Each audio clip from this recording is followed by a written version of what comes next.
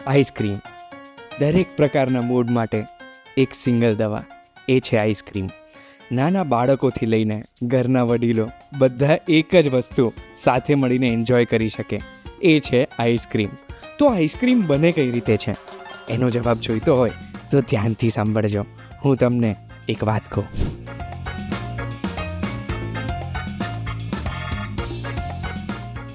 એક વાત કહું, આપનું સ્વાગત છે. મારું નામ છે ગુંજ ઠક્કર અને આઈસ્ક્રીમ કઈ રીતે બને છે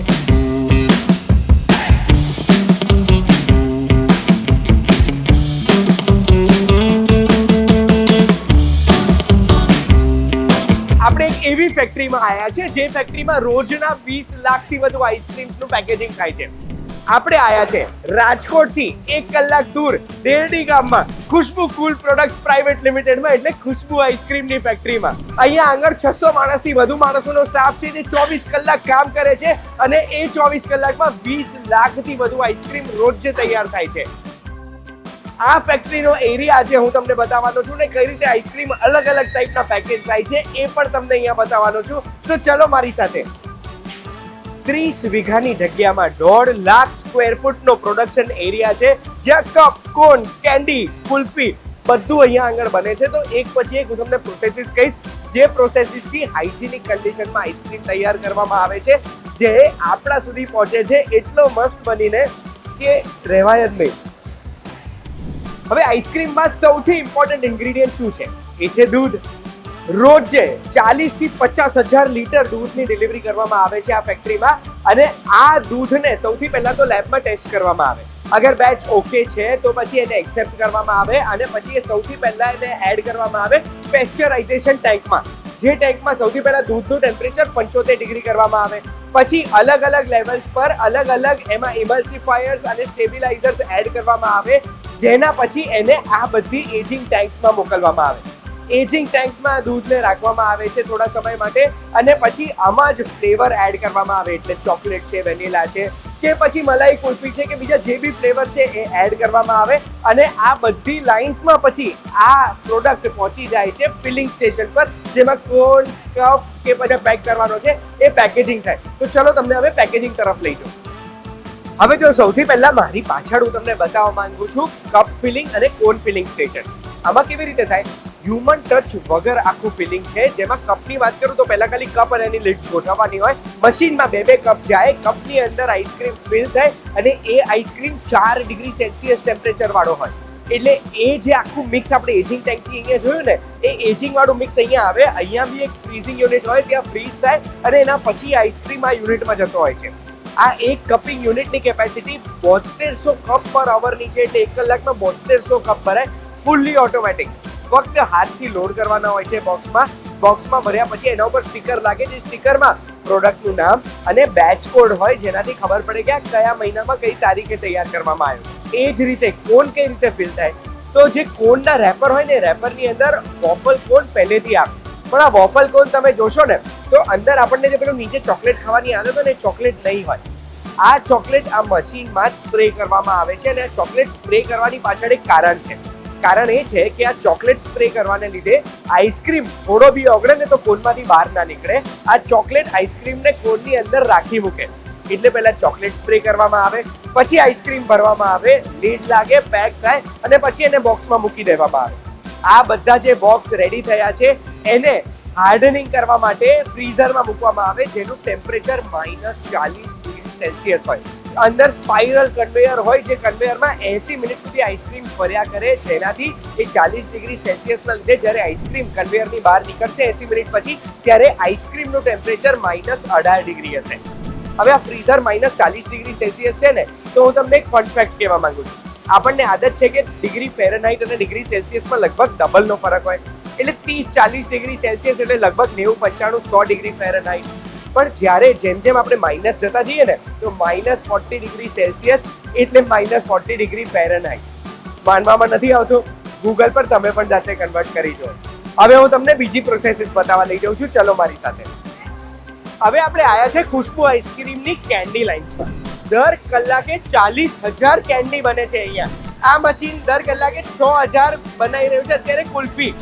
આ બધા જે મશીન્સ છે ને, આ મશીન નો હ્યુમન ટચ વાળા છે. ખાલી કેન્ડી સ્ટિક્સ મૂકવાની હોય, ઓટોમેટિકલી લાઈનમાં મશીનમાં આઈસ્ક્રીમ ભરાઈ જાય એના મોલ્ડમાં, એ મોલ્ડમાં આઈસ્ક્રીમ ભરાય, એના પછી સ્ટિક્સ એમાં જાય, સ્ટિક્સ એમાં જાય, પછી ઓટોમેટિકલી નીકળી જાય, ઓટોમેટિકલી પેકેજ થાય, પછી ખાલી બોક્સમાં ભરવા માટે જ એને હાથ લગાડવો પડે. આવો હજુ તો બીજું બતાડું. આમાં જે બધા મોલ્ડ છે ને, એ મોલ્ડ એક વખત યુઝ થાય પછી એમાંથી કેન્ડી નીકળે, એના પછી એ મોલ્ડ ધોવાય છે પણ ખરા એવરી ટાઈમ. આ રીતે આ મારો ફેવરેટ રાસબેરી ડોલી બની રહ્યો છે અહીંયા. મન તો એવું થઈ જાય કે આપણે હાથ નાખીને કાઢી દઈએ. હવે મારે આ સ્ટિક્સ છે ને, આ સ્ટિક્સની તમને એક જોરદાર ઇન્ફોર્મેશન આપવી છે. દર કલાકે 40,000 સ્ટિક વપરાય છે અહીંયા. એક સ્ટિકની લંબાઈ 114 મિલીમીટર છે. 24 કલાક 30 દિવસ આ પ્લાન્ટ ચાલે છે અને એટલી સ્ટિક્સ વપરાય છે કે એક છેડેથી બીજા છેડે જો આપણે મૂકીએ ને પૃથ્વીના ઇક્વેટર ઉપર, તો એક વર્ષમાં 40,000 કિલોમીટર લાંબી લાઈન બની જાય અને પૃથ્વીના એક છેડેથી બીજે છેડે જઈ શકે. આ એમનું ફાસ્ટેસ્ટ મશીન છે.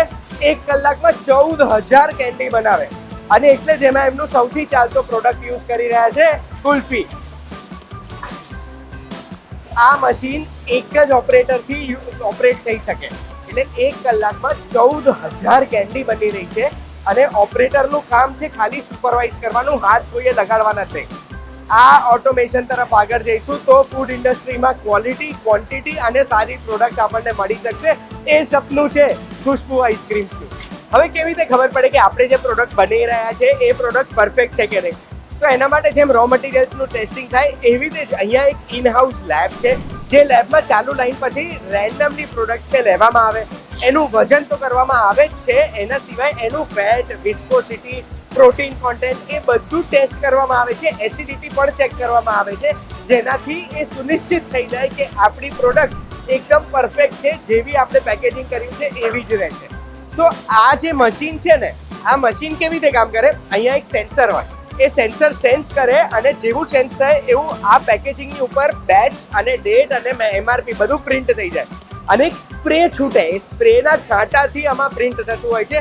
ઉભા રહો, તમને ક્લોઝઅપથી બતાડું, મારી જોડે ગ્લવ્સ નથી, અડી નહીં શકું. આ જો આ બેચ પ્રિન્ટ થઈ ગઈ અને આ ઇંકનું સ્પ્રે વાગે આ મશીનથી. એક વખત દરેક લાઈન ઉપર આઈસ્ક્રીમ બની જાય છે, એના પછી સૌથી ઇમ્પોર્ટન્ટ વસ્તુ છે એ આઈસ્ક્રીમને -18°C ઉપર લઈ જાઓ, જેના માટે આ -40°C વાળી એક ટનલ છે, જે ટનલમાં અંદર સ્પાઇરલ કન્વેયર છે, જે કન્વેયરમાં -40°C પર 80 મિનિટ માટે આઈસ્ક્રીમને ફેરવે છે. ચલો તમને એ ટનલ બતાડું, પણ બહુ ટાઈમ નથી આપણી પાસે, સીધી લઈશું એટલે ફટાફટ જોઈએ. આવી જાઓ. બધું આઈસ્ક્રીમ આ રીતે સ્પાઇરલ કન્વેયરમાં -40°C માં 80 મિનિટે બહાર નીકળશે અને પછી એને કોલ્ડ સ્ટોરેજમાં સ્ટોર કરવામાં આવશે.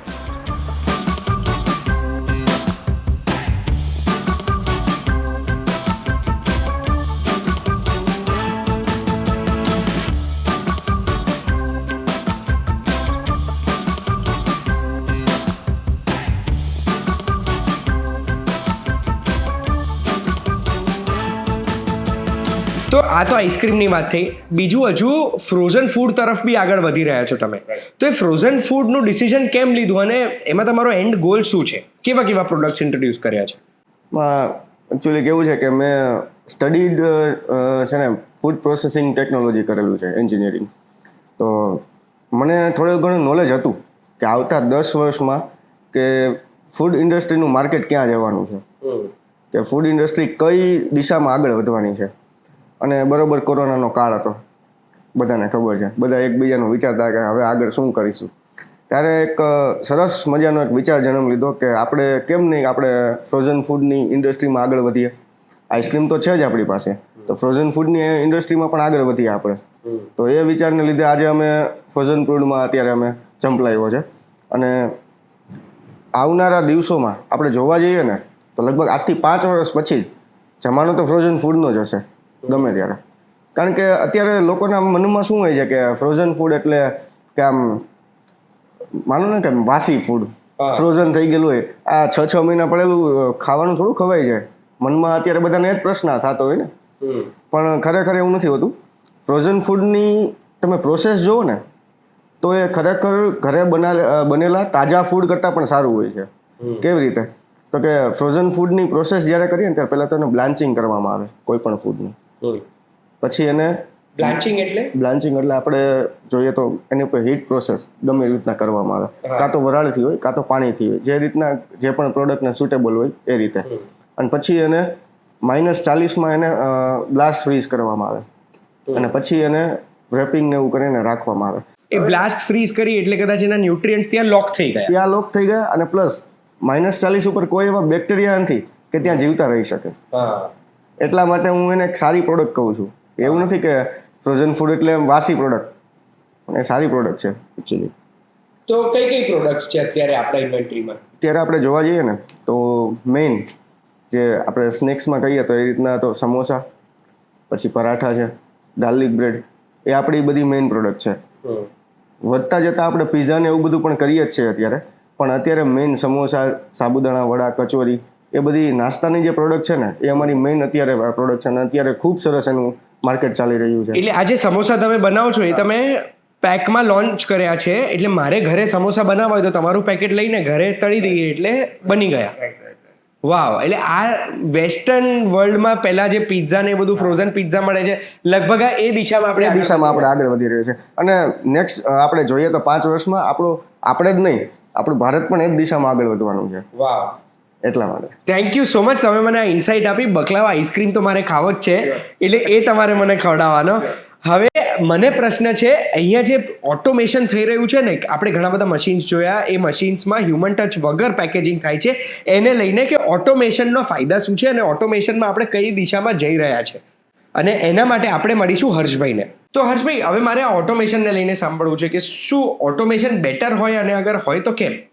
હવે હું એમની તમને વાત કરું ને તો અમે કેટલી જગ્યાએ એવું બધું જોયું હતું કે લોકો આઈસ્ક્રીમ બનાવે છે, કેટલી કંપની આ ગુજરાતમાં છે અને ઇન્ડિયામાં પણ છે. હવે બધા ફ્લેવરવાળા કે બીજા સપ્લાયર બધા એક જ છે, તો બધાની પ્રોડક્ટ કેમ અલગ અલગ બને છે? એ સર્વે કરતા હતા ને ત્યારે અમને આઈડિયા એવું કે અમુક એવી કંપનીઓ છે, ઇટલીની છે, ચાઇનાની છે, જે બધી અલગ અલગ કંપની એવી છે ને કે જેની મશીનરી અને આપણી મશીનરી, અને આપણામાં એવી એટલી મશીનરી છે કે મશીનરીમાં બધો ડિફરન્સ હોય છે આઈસ્ક્રીમનો, કે રેગ્યુલર મશીનમાં બનાવો અને આ મશીનમાં બનાવો, બેમાં અલગ અલગ તમને ડિફરન્સ મળે આઈસ્ક્રીમમાં. જે વાત કોઈને ખબર ન હોય, બધાને એમ લાગે કે આમાં આ કંપનીની ફ્લેવર યુઝ થઈ છે તો આપણે કરીએ તો કોપી લાગી જાય, પણ આમ અમુક વસ્તુ મશીનરી ઉપર પણ હોય છે. કેવો ડિફરન્સ લાગે મશીનમાં? એટલે મારે આગળ સમજ. જે હું તમને વાત કરું ટેકનોલોજીની, હમણાં જ અમે હાલ ઇટલીથી મશીન પરચેસ કર્યું. જે અમે અત્યારે રેગ્યુલર મશીનમાં આઈસ્ક્રીમ બનાવતા હતા ને, એ અમે મિક્સ લઈને ત્યાં ગયા ટ્રાયલ માટે. કીધું અમારા જ મિક્સમાં ટ્રાયલ લેવી છે, અમને ખબર પડે અમારી પ્રોડક્ટ કેવી હતી અને કેવી તમારા મશીનમાં બને છે. તો અમને ટ્રાય આપ્યો. તો ત્યારે જે અમે રિઝલ્ટ જોયું ને તો અમને એવું થયું કે આ મિક્સ અમારું નથી, કે જે આ મિક્સમાંથી બન્યું આવી પ્રોડક્ટ બને એમ. પછી ફિનિશિંગ, ટેસ્ટ, ફ્લેવર, એનું સ્મૂથનેસ અને જે માઉથ ફીલ આવે ને એ આખું ડિફરન્સ જ આવે. એમ લાગે કે આ આખું પ્રીમિયમનેસ છે, કે આ વર્લ્ડ વાઇડ બહારની કોઈ બ્રાન્ડ હોય ને એનું આઈસ્ક્રીમ ખાતા હોય ને એવું લાગે. એટલે પછી અમને ખબર પડી કે બહારની બ્રાન્ડો મશીન ઉપર ખર્ચો કરે છે અને મશીન ઉપરથી પ્રોપર આઈસ્ક્રીમનું સ્ટ્રક્ચર અને રિઝલ્ટ મળે છે આપને. વાવ! અને એક્સપોર્ટની વાત કરીએ તો એક્સપોર્ટ માટે આપણે કયા કયા દેશમાં અત્યારે એક્સપોર્ટ કરી રહ્યા છે અને એમાં કેવો ગ્રોથ દેખાઈ રહ્યો છે? એક્સપોર્ટમાં અત્યારે એવું છે કે જે આપણું પબ્લિક બહાર છે એને આપણી પ્રોડક્ટ જ એક પ્રિફર કરતા હોય છે એ બહારના માણસોમાં.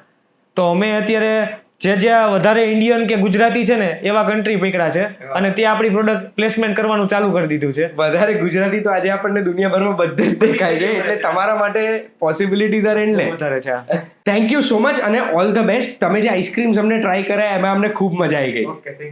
હવે તમને કદાચ ખબર નહીં હોય, પણ ખુશ્બુ કુલ પ્રોડક્ટ્સ પ્રાઇવેટ લિમિટેડ પહેલેથી આઈસ્ક્રીમની મોટી ફેક્ટરી નથી. શરૂઆત થઈ હતી એક નાનકડી ડેરીથી, અને એના સવાલો પૂછવા માટે હું મળ્યો છું ખુશ્બુ કુલ પ્રોડક્ટ્સ પ્રાઇવેટ લિમિટેડના ડિરેક્ટર હિંમતભાઈ પોકિયાને. અને હિંમતભાઈને મારે પૂછવું છે કે આ તમે શરૂઆત ક્યાંથી કરી હતી અને ત્યારે શું તમને ખબર હતી કે આટલી મોટી કંપની તમે બનાવશો? 1997માં મેં ગોકુલ ડેરીથી મારી કારકિર્દીની શરૂઆત કરી હતી.